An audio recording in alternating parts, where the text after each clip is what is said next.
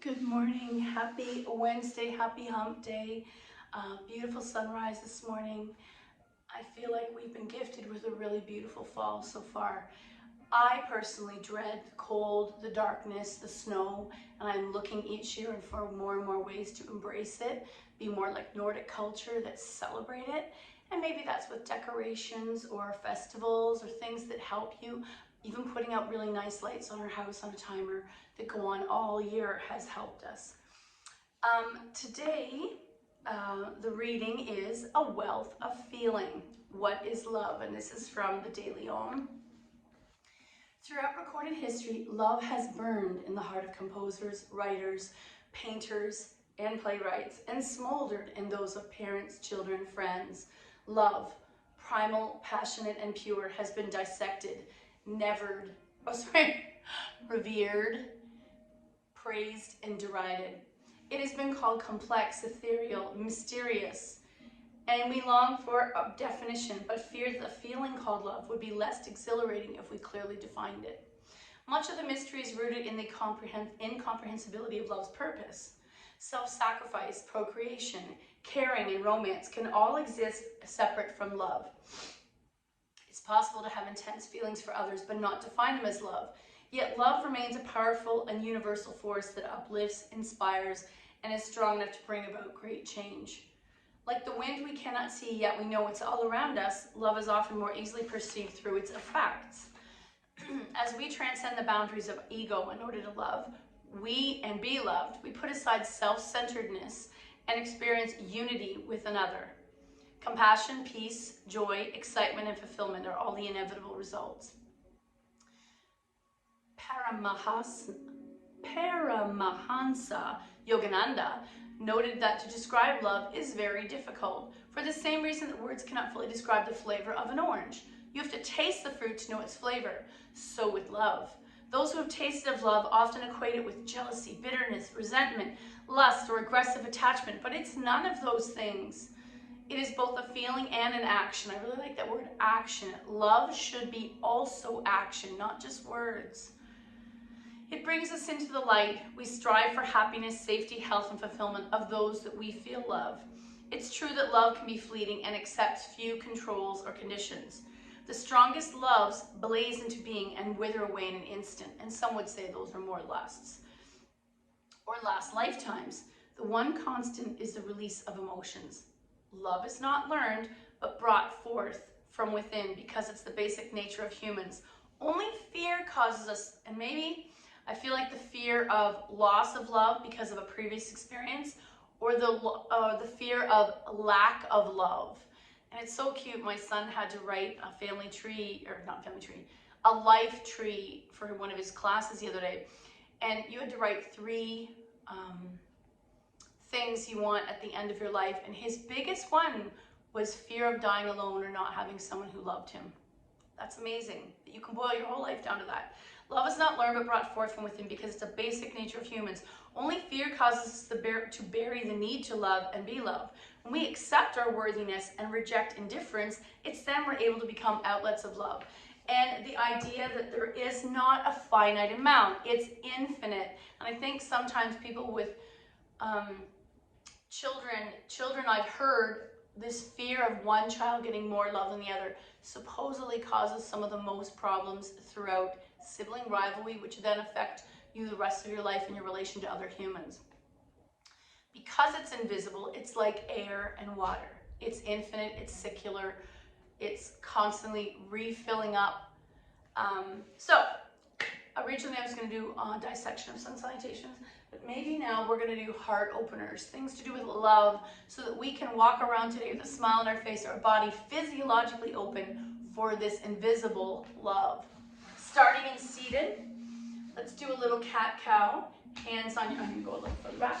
Cat-cow, hands on your knees, chest forward, hollow out, chest forward, hollow out, chest forward, hollow out. Slow it down. Chest forward, hollow out. Chest forward, hollow out. Grab those knees and hollow out with a bit of tension. So I'm leaning back, stretching the back body. Chest forward. Hollow out. Chest forward. Hollow out. Now you can even extend your legs and make this more fluid, affecting the whole body.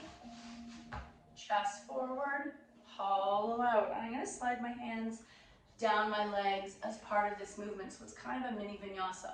Chest forward, shoulders back, hollow out. Chest forward, hollow out. Chest forward, hollow out. Chest forward, hollow out, and coming to neutral. Tiny spinal twist here, and I think I'm going to float across my legs for this. Right hand, left knee. Left hand beside you, sit up straight. Start to deepen the twist. Counter twist. Counter twist. Counter twist. And back to center. Switch out your legs. Arms into cactus. Now we're going to make ourselves into a coffee grinder. Arms in cactus, flex those hands. Start to rotate to the left. Oh, I can feel it in my right shoulder blade. Back to center. Twist to the right. Back to center. Do you notice that one side feels nicer in your body than the other? That's because our body stores our habits. Twist, center, twist, center, twist, center, twist, center, twist, and release. Come back to center. Let's do an up and down motion in the spine. So inhale, arms up, reach up, look up, start to pass the ball slightly behind you, and then hinge at the waist. All the way up. Arms to the sky. Hold imaginary beach ball, reach up, look up, pass it behind you just a little, and hinge at the waist. And come back up. Arms up. Imaginary beach ball, look up. Pass it a little behind you, oh, and hinge at the waist. All the way back up. Inhale up. Reach that ball up. As my watch comes on up. And hinge at the waist. Come all the way back up. Okay, let's do that same action with our legs out and see if it feels different in your body. When you have more space and the legs aren't contained. Inhale up, reach up, and hinge at the waist. Come all the way back up. Inhale up, pass your ball behind you just a little, and hinge at the waist. All the way back up. One more time. Up, behind, hinge at the waist, and coming back up. We're going to come onto our backs, do a little bit of our normal floor work, because I love it. And I also can't work with just my upper body and expect my lower body to be just as flexible. We are all interconnected. Actually, we'll do a little cat-cow on our back. Coming into constructive rest. Hands on your hips. Chest up, and I can feel that gap behind my back. Exhale back to the floor, tuck the tail, and press the mid back down. Inhale, that curve returns, almost like a very restrained cow. Exhale, cat, press the mid back down and tuck the tail. Inhale, cow. Exhale, cat. Inhale, cow. Exhale, cat. Inhale, cow. Exhale, cat. Coming to neutral. Knees bend, flex. And we're just going to do a gently twist side to side to wake up the lower back, the core, and the hips. Arms low 45. Press those feet together. Arc to the left. Center. Twist to the right. Center. And back. And forth.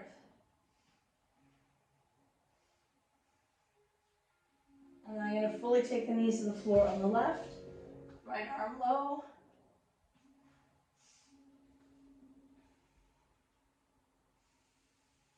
Take a few breaths here in this double leg spinal twist. This helps to kind of reset the shoulder back ratio.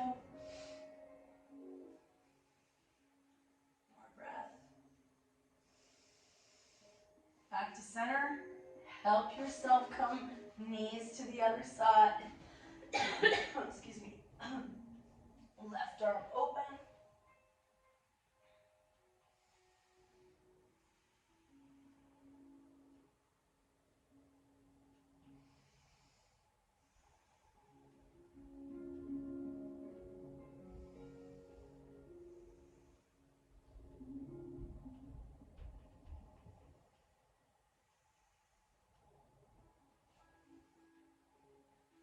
Back to center. Little boat. Right leg in. Left leg extends. Point and flex. Left hand takes right knee over. Single leg spinal twist. Center. Little boat. Left leg in. Right leg slides straight. Point and flex. Right hand takes left knee over. Single leg spinal twist. Center. Little boat. Egg beaters. One direction, then the other. And I'm gonna, excuse me, help those knees stay wide.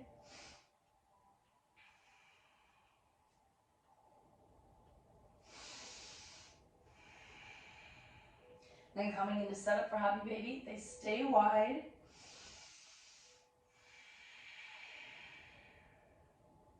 Option to come into full Happy Baby. And you don't have to grab the feet, you can always grab the ankles or shins. 3 breaths. Inhale 1. Exhale. And I'm really focusing on my spine and upper rib cage, upper back, pressing into the floor for support. There's that resistance that's happening between my back pressing into the floor, and the floor is so hard, it's not going anywhere. Inhale 3. Exhale, soles together, pause.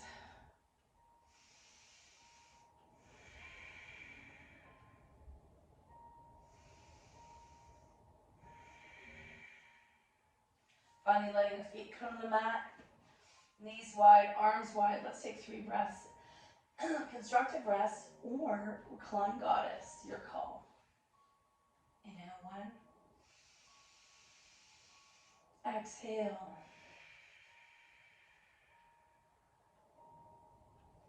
Inhale 2. Exhale. Inhale 3. Exhale. Inhale 4. Exhale. And one more big breath in. Inhale. Exhale. Close the legs. Feet in the air. First we'll do relax legs up the wall. 2 more breaths. So you might choose to stay still, or you might start churning slow circles. I'm going to do counterclockwise first. For some reason, I just naturally did that. 3 breaths. Inhale 1. Exhale. Inhale 2. Exhale. And inhale 3. Exhale. So we're going to switch. Clockwise. Inhale 1. Exhale. Inhale 2. Exhale. Inhale 3. Exhale. Now, can you softly do egg beaters with your feet in the sky, away from each other, and then towards each other? And I feel like towards each other takes more coordination. These simple experiences help with connections in the brain, and they get us out of our head. And switch directions again. Coming to stillness, legs fall wide. Let's take 3 breaths here. I might clasp my hands behind my head. Inhale 1. Exhale. Inhale 2. Exhale. Inhale 3. Exhale. Inhale 4. Exhale. Inhale 5, nice work. Exhale, close the legs. We're going to keep right leg in the air, grab your strap, and slowly lower the left leg. Stretch how you need to. Point and flex. Roll out your ankle. Articulate each toe separately, especially if you are prone to wearing shoes all day indoors. Your feet need to be free. The muscles in each bone of your feet, is it 23 bones per foot? They need some freedom too. That's why I like wearing bare feet, sandals, or Birkenstocks in the house all year. So I'm going to start stirring this leg. Remember, at the time you invest in the love and care you give your lower legs, is actually an investment in love to your lower back. Both straps into the right hand, leg out to the side, a left arm to a T, and pause here, 3 breaths.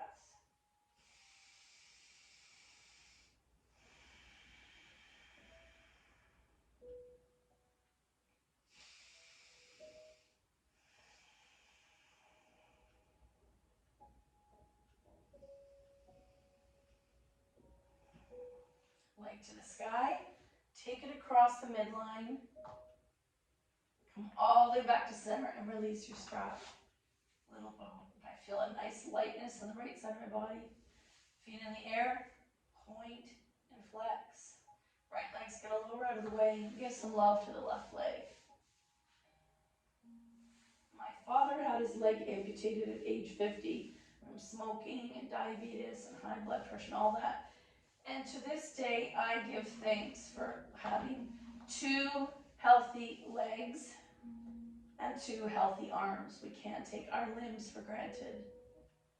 Quite often we do, until we have an injury in one of them. Both straps in our left hand, leg out to the side, right arm to a T. Imagine you treated each limb like a child. You gave it the same love, care, attention, preventative measures that you would a child or a grandchild.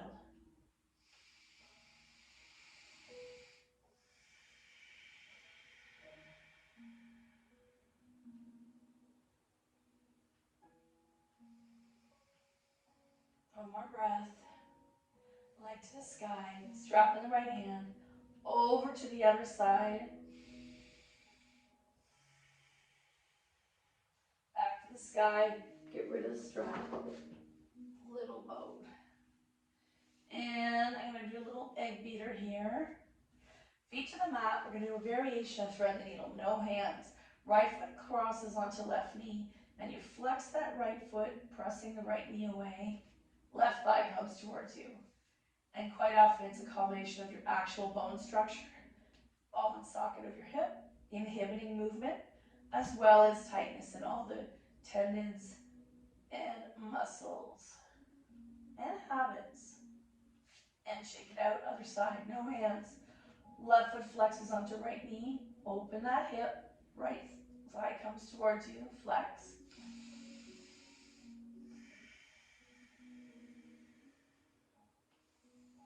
And shake it out.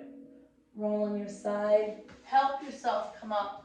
And we're going to continue with that heart opening of cat-cow. Coming into tabletop. Okay. Hands under the shoulders, knees under the hips. Looking forward, our neutral back is already in toward a variation of cow. Slowly looking up. Exhale into tiny cat. If you're used to doing this exaggerated, like I am, I'm going to force myself to slow down. Inhale, look forward. Big breath in. Exhale, don't go into cat. Maintaining this mini cow neutral space.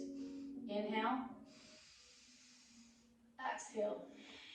Now look down at your hands. Fingers are nice and broad. Pressing the floor away helps to open the shoulder blades and the upper back where we get jammed, especially from our reading or technology habits. Press the floor away. And I'm just staring at the space between my hands to keep my head in line with my spine. Let's do 3 breaths here. Inhale. Exhale. Feel the air fill the lungs. The rib cage expands like a balloon.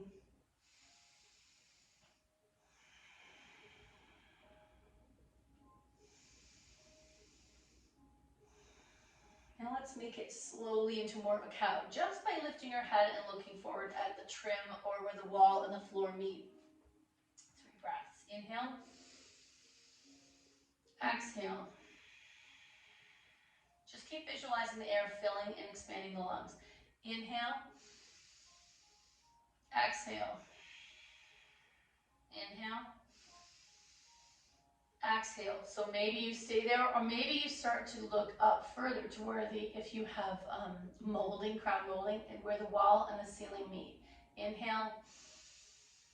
Exhale. And I'm still engaging the core towards my back so that there's support in the muscles in the front of my body while my lungs expand. Inhale. Exhale. Inhale. Exhale and come back to neutral. Okay, now we're going to add the cat in. Inhale, look up. Exhale, look between the hands. Gently push the floor away. Inhale, look up. Exhale, push the floor away. Inhale, look up. Exhale, push the floor away. Inhale, look up. Exhale, push the floor away. Inhale, look up. How you doing? It's kind of boring if you're used to a lot of action. Sometimes these subtle, tiny, slow experiences do the same amount of work and exploration in our body and relief as a more intensive class. Inhale, look up. Maybe look even further to the pot lights. Exhale, look to the middle of the mat. Push the floor away. Inhale, look up. Exhale, look down, and then press back into Sphinx or extended child's pose.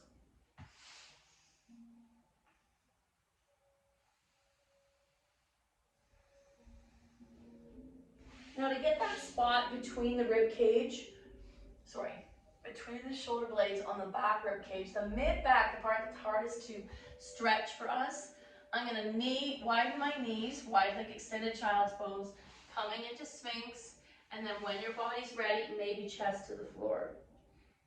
Let's do 3 breaths here. Inhale. Exhale. Inhale. Exhale. Inhale. Exhale, and come onto your belly. Let's start with hands stacked, forehead down, sleeping cobra. 3 breaths. Inhale. Exhale. So just having your head elevated starts to create a back bend in the upper back, a heart opener, but it's very gentle. Inhale. Exhale. Inhale. Exhale. Now what if I stacked my fists and start to make it a little higher? So now my chest by default is still on the floor, but my head's getting a little higher. Tinier back bend. Inhale. Exhale. Inhale. Exhale. One more time. Inhale. Exhale. Now I'm going to come into Sphinx. If your back is uncomfortable, you're coming back down to stacked fists. Hands under your shoulders, elbows on your shoulders. Staring forward. Inhale, 3 breaths. Exhale. So this is a very relaxed Sphinx, nothing is engaged. Inhale. Exhale. Inhale. Exhale. Option to go a little higher by engaging your glutes, clench your bum together, engage your belly, and can you lift even more of your chest and belly off the mat? This will be our final expression. I'm looking out the ceiling. Inhale. Exhale. Keep that bum engaged. Inhale. Exhale. And one more time. Inhale. Exhale. Stack your hands. Bend your knees. Windshield wiper. Let's roll on our side. Curl up in a ball. The opposite of a heart opener. And take 3 breaths here. Inhale. Exhale. Inhale. Exhale. Inhale. Exhale. That hand in front is going to push you up. Excuse me. Come back to seated. We're going to come back to our cat-cow that's seated. So hands on your knees, shoulders back, belly engaged, sitting nice and straight, chest forward. And right now, it's literally happening only here. I'm not totally exaggerating yet. Chest forward. Exhale, barely hollow. Inhale, chest forward. Exhale, hollow. Inhale, forward. And I'm going to take my hands to the floor. Chest forward, relax. Chest forward, relax. Hands can go even further back. Inhale, chest forward. Exhale, soften without losing the shape. Inhale, chest forward. Exhale. Inhale. Exhale. One more time. Inhale. Exhale. Inhale. Exhale, come to neutral. Switch out your legs. 2 more breaths, eyes open or closed. Inhale. Exhale. Inhale. Exhale. One more time. Inhale. Exhale. Our final reading today is one I'm really enjoying, and I really like your feedback. I've had some pretty deep discussions with you guys. I swear I keep getting the same ones.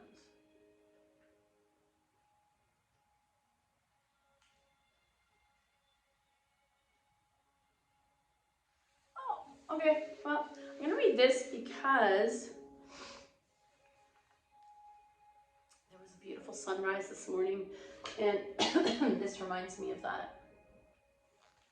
Even the texture of this book is very sensual.